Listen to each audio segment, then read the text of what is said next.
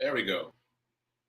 Good morning. Happy Friday. Today is the 10th day of June, my birthday month, and this is the 25th episode of season 4 of the Be Your Own Hero show. Hero is an acronym. It means helping everyone reaps optimism. In other words, helping others helps you. It's a reciprocal action. I'm your host. I'm Sekouwrites. I'm a professional creative, which means I do a lot of different things. I'm an author and a speaker, for example. I'm also the creator of the Hero Ministry Movement, which is my effort to uplift and inspire people in general and the unhoused community in specific. Join me here Monday through Friday, 8:45 a.m. Central Time, and you can do the math for your local time zone. Shout out to New Thought Media Network for allowing me the space and opportunity to be here and talk about my journey of being my own hero. Also, I was just in Colorado. It was just a layover, but I had a layover in Colorado. So nearby shout out to New Thought Media Network. They're based in Colorado. And wait, what was I saying? Oh, and so quick disclaimer, I'm not a personal trainer, nor am I a financial advisor. So do your own due diligence. All right. If this show provides any value, please like, please comment, and please share. Okay. So let's get into it. I've got some notes for myself. I've got a really big, all caps, underlined note, Amazon. So we're going to get to Amazon very quickly. I'm going to share my run report for today because I usually challenge myself to get the run report done in 60 seconds. So I am guaranteed to be very concise on the run report. So let me just play the run report, and then that'll give me some extra time to talk on the show. All right, so this is this morning's run report. Shout out to Black Men Run. For those of you that missed that chapter of the story, I did not know anything about Black Men Run. I just saw them pop up on my Facebook feed after I started running. And I was like, well, I'm a black man and I'm running, so maybe I should see what's up with them. And I just showed up one day and ran with them, and the rest, as they say, is history. Here is today's run report. Run streak day 375. I've been running every day, at least a mile a day for now 375 consecutive days in a row. I am on the Sekou Hero Charity Run. So far, I've raised over $7,000 for 10 different charities, and we are on to charity number 11. This is my anniversary month. I started doing this on June 1st of last year. So I've been doing it for a little over a year now. And in homage to that, I'm raising $3,650, get it, 365, for Back on My Feet. That's a nonprofit based in Philly, and they work with the unhoused community and teach them how to run and how to improve their lives. Very excited about it. The link is in the bio. We are at 8% funded so far. 8% funded. The link is HeroCharityRun.com. HeroCharityRun.com. I'll see you there. Be your own hero. Let's do this. Okay. There we go. Day 375. Sorry. There we go. So shout out to the anniversary month. I like that phrasing. I mean, it's true. I just hadn't phrased it that way. So this is the anniversary month on a couple of different levels. So shout out to the anniversary month for the charity run. Fireworks for that. Also, I just realized this morning that this is also the anniversary month for the Be Your Own Hero show. Literally yesterday, June 9th, 2021 was the first episode of the Be Your Own Hero show. That's before it really had a name, and it was only about hero hoodies, and I watched a little snippet of it this morning, but it has been a year, almost to the day. Yesterday was the day. So this is a big anniversary month, 2 anniversaries we're celebrating all of this month. Well, 3 really. My birthday, number 1. The Hero Charity Run, number 2. And this show, number 3. What? All right, so I got to figure some big ways to celebrate the anniversary month aside from these fireworks. One more time. There we go. There's my fireworks. Yeah, so I have to figure out some big ways to celebrate. I know Rev Mel had people pop on the show to talk about the show's impact. So that's a possibility. Anyway, I have to figure out some ways to celebrate. Aside from what you already heard me say, I am raising $3,650 as part of my birthday month celebration. I'm raising $3,650 for Back on My Feet nonprofit, which is based in Philly. And they work with the unhoused community and teach them how to run, which is great because you've got running and working with the unhoused community and merging those two things together. The link, Hero Charity Run, is right there. And we are 8% funded so far. So we're in momentum. I'm excited about that. That anniversary, I don't know what to call it. I don't know what to call it really. But let's just call it this birthday challenge. And secondarily, I didn't mention this in the running report, I've challenged myself to raise the floor for the first year of the Sekou Hero Charity Run. My minimum was 1 mile, and I upped it to 2 miles for the month of June. So I've been running a minimum of 2 miles now for 10 days. Yeah, so I doubled the minimum, just saying. Okay, let me not do too many tangents today because I do want to get to Amazon. So, moving on. Happy anniversary. Moving on. Okay, so today is day 375, as you just heard me say, and other Hero Ministry Movement news. Shout out to Lindsay, who sent me something about positive explanatory style. I haven't had a chance to check it out yet, Lindsay, but I appreciate the fact that you guys are listening and responding to what I'm saying. And I want to just double down on the fact that I'm not making up any of this stuff. None of this is stuff that Sekou's created. I may remix how I talk about them, but these are things that exist in the world. Positive explanatory style is a real thing. You can look it up. You can start by looking up explanatory style and then look up positive explanatory style and apply that in your life. Okay, moving on. Thanks, Lindsay. Appreciate it. So yesterday was my second day teaching at Fisk. The program is called Mini College, and I'm teaching kids from 5 to 12 years old. That is quite an adventure. So that's the story I want to tell today. Really quick story, and then we're going to get straight into Amazon. Ooh, let me do the dice roll challenge really quickly before we forget. All right, last dice roll challenge of the week. 4. The number is 4. The number is, for Friday, I'm just making a note. For Friday is 4. All right, so Monday, I will announce what it is for the week. So in case you missed doing it daily, on Monday, I'll say what it was for this week so that you can just move that money over if you didn't do it daily. All right, but today's number is 4. Take $4 out of circulation and put it into a place where you can invest that money. Okay, so moving on, going back to my story. So I'm trying to find the right word. I've been challenged to figure out what will work with these children because not only are they a wide range of ages, but the classes are inconsistent.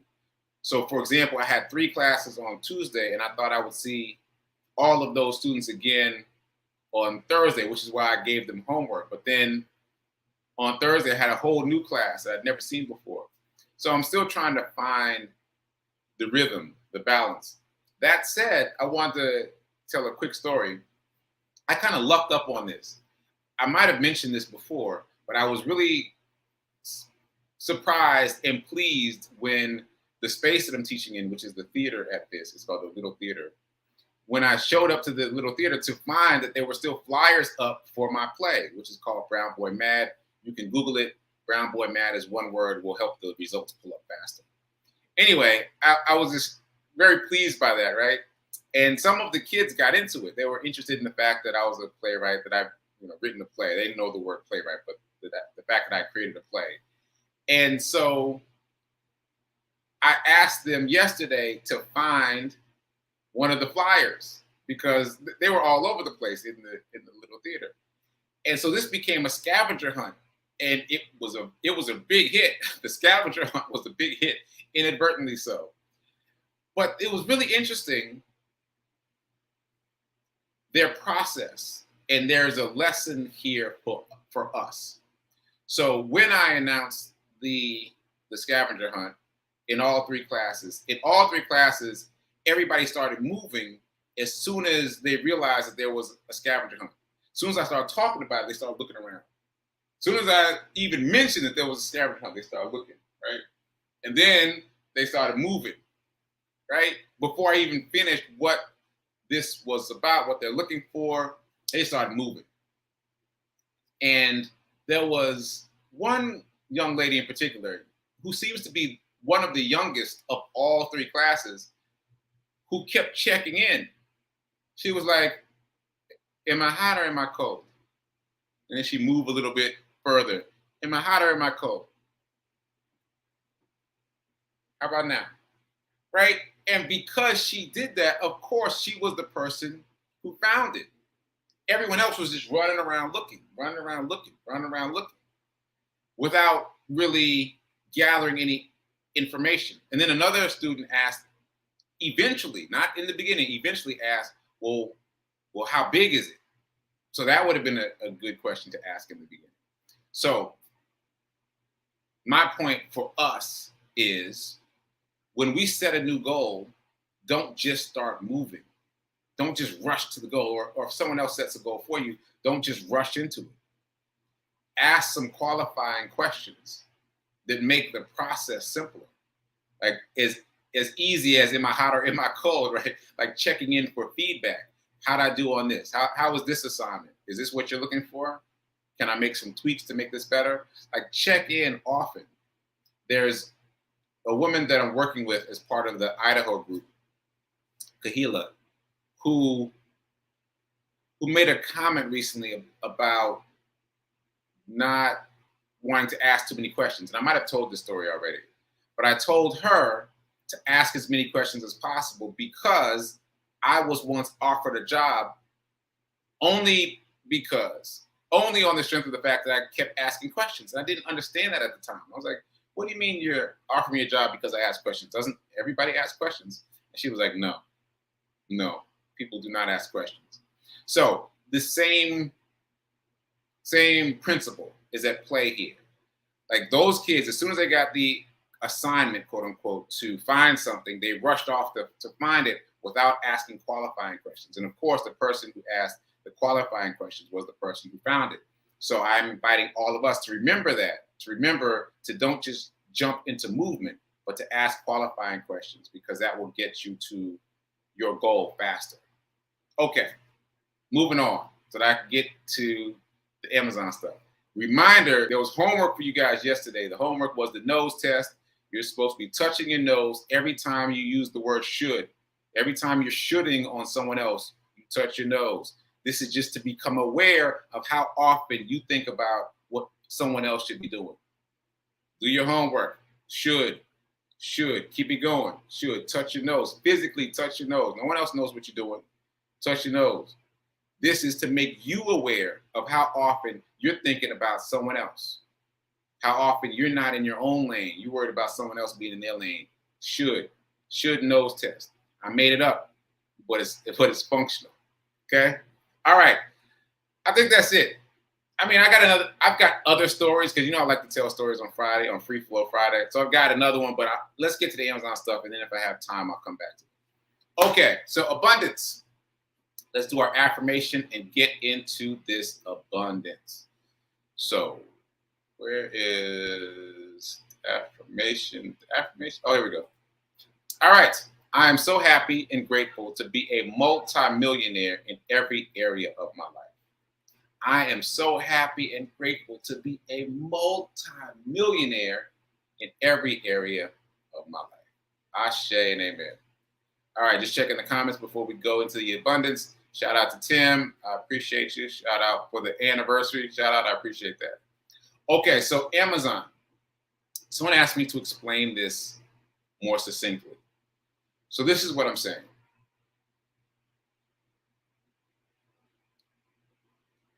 We are encouraged, I'm going to use that word. We are encouraged to stay away from the stock market for several reasons. One, people say it's dangerous, right? The other thing people say is that it's unpredictable. Well, what I'm discovering, and I hope you're discovering this with me, is that it's not that unpredictable. It's unpredictable if you think about it in terms of math, right? Math.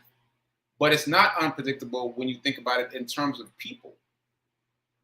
There are people moving those charts up and down. And when you think about groupthink, about group dynamics, about herd mentality, then all of a sudden the charts become much more predictable. So, case in point, Amazon stock split 20-1 on Monday. What does that mean? That means that a approximately $3,000 share of Amazon split into 20 pieces, each piece being worth about $122, give or take. Let's call it 125. Right? So last month, even 2 weeks ago, if you bought a share of Amazon, you were spending about $3,000 for one share. Then on Monday, if you already had one share, your one share was split into 20 shares. Now you got 20 shares of Amazon, which is great because as we talked about, we talked about this in terms of dividends, like you get paid more dividends when you have more shares. But Amazon is not a dividend paying company. It's a growth company. It's a growth stock, so it's not paying dividends. But still, you'll get capital gains on 20 different shares as opposed to one share. So that's a good get, right? Back to how people think, group think, herd mentality, how people react. Because the stock split, it created excitement. Excitement is just a human emotion, right? And that excitement created a bump on the chart.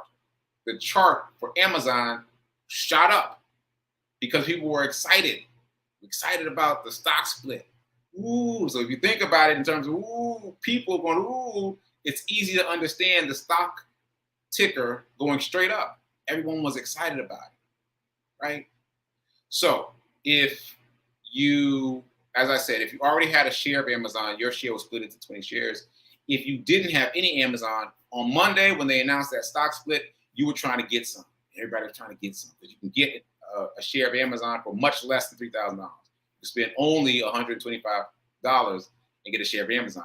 And even if $125 for a share of stock seems like a lot, it doesn't seem like a lot when you are thinking about the fact that it used to be $3,000, right? So people who weren't even buying stock were buying stock in Amazon on Monday and the subsequent days. So my point here, I've already said it, but I want to say it again, is that the stock market moves as if it's alive because it's correlating to people's group mentality, which makes it much more predictable. You're just predicting how the group is thinking. Okay? So that said, what I did, and here's what I did and here's what I learned. What I did is I put about $300 into Amazon before the split. I knew the split was coming. I wasn't sure exactly when, so I bought fractional shares of Amazon at about $300 worth. I bought about $300 worth of fractional shares on Cash App because Cash App is one of the brokerage houses that offers fractional shares. And so my intention was to automatically end up with 2 shares whenever they split. I was guessing that it would be about $150 per share. Okay. By the time it split, the Amazon stock was down because tech stocks have been down recently. So my $300 stake in Amazon had gone down, and I hadn't noticed because I don't check often because I'm thinking about all these stocks as long-term buy and hold. So it had drifted down a little bit.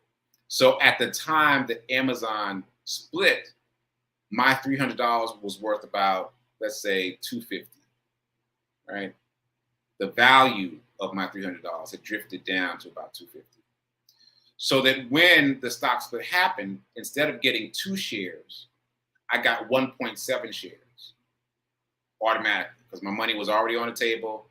They split the stock. They gave me 1.7 shares. Now, I panicked.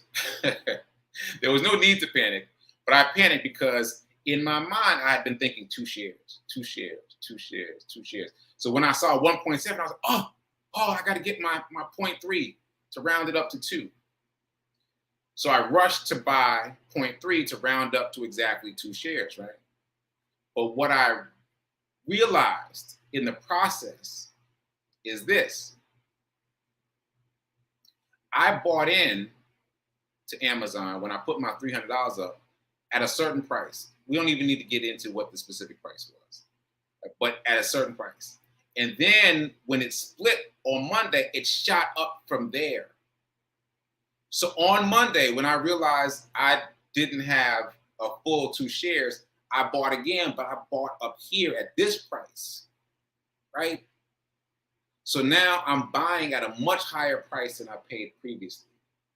So if I had thought about it, I wouldn't have done that. I'd been like, okay, I didn't get 2 shares, I got 1.7, but let me ride the momentum because I bought in at a good price. And now the stock is up, right? By buying at that high price, I pulled my cost basis down a bit. I didn't buy a whole lot. I was only buying 0.3%, right? But still, I pulled my cost basis down.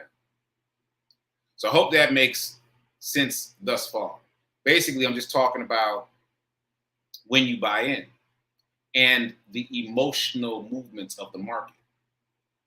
So if I had to do it over again, I would have just let the 1.7 ride and taken advantage of the fact that my ROI, my return on investment, was very high.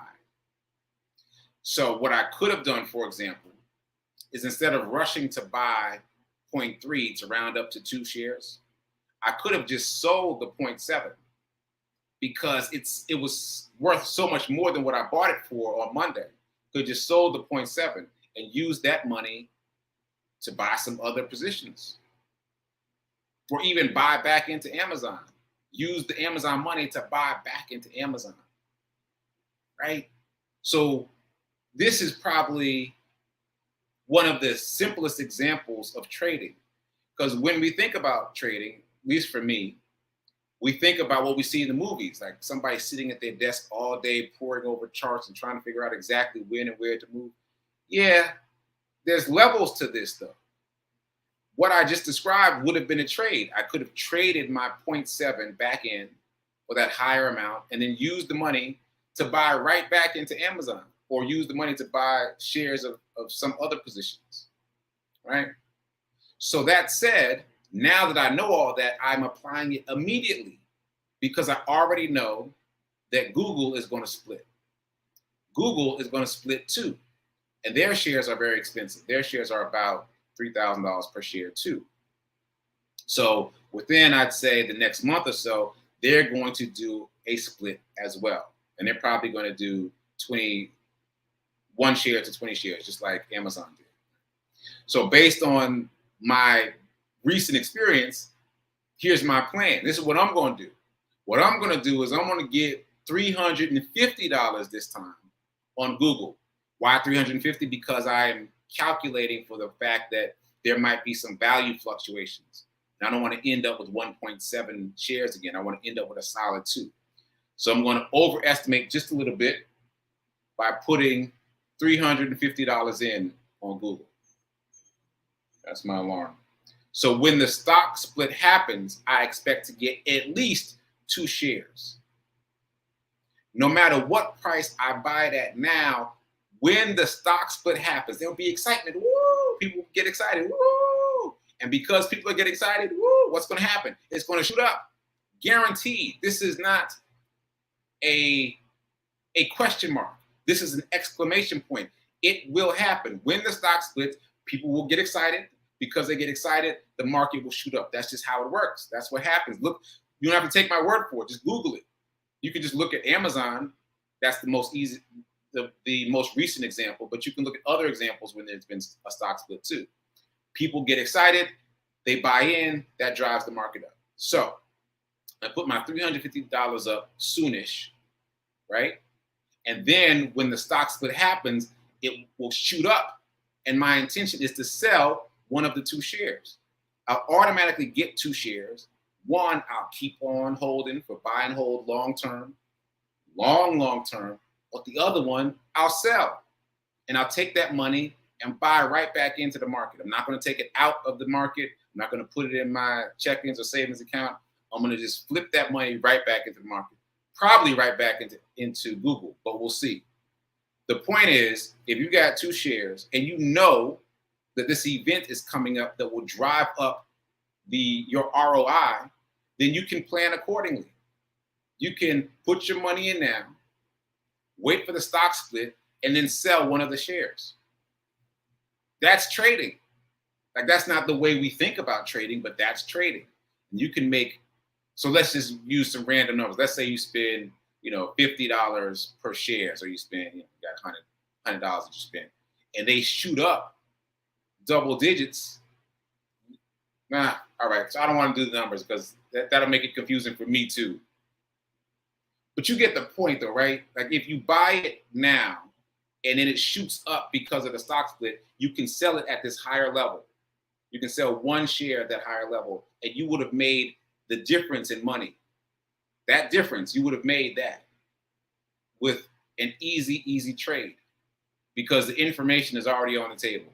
We know that people drive the market, and people as a group are predictable. People are very unpredictable as individuals, but as a group, we're pretty predictable. We get excited about the same things generally. We get scared about the same things generally. So when you're thinking about group dynamics, it's pretty easy to predict where the market is going to go.